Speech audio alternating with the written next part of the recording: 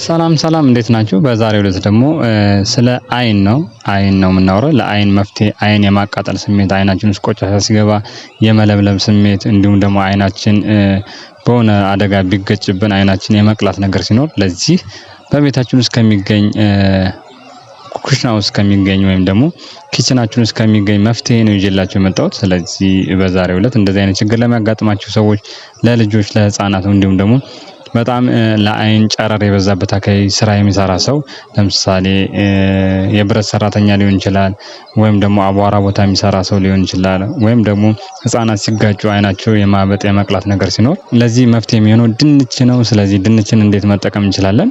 ድንቹን ከቆረጥን በኋላ አይናችን ላይ ቁጭ አድርገነው ከ10 እስከ 15 ደቂቃ አይናችንን ጨፍነን አይናችን ላይ የተቆረጠውን ድንች ብናደርግ ቀጥታ ሙሉ ለሙሉ ድንቹ ቆሻሻውን ወይም ደግሞ አይናችንን የሚያቃጥለንን አይናችን የሚበላንን ነገር ጎትቶ ያወጣልናል ማለት ነው። ስለዚህ እሱ መፍትሄ የሚሆንላችሁ ወይም ደግሞ ጎትቶ ማውጣቱ የምታውቁት ድንቹ የነበረው ነጭ ከለር ወደ ቆሻሻ ከለር ወይም ደግሞ ጭቃ የተቀባ አይነት ስሜት ይሆናል ማለት ነው።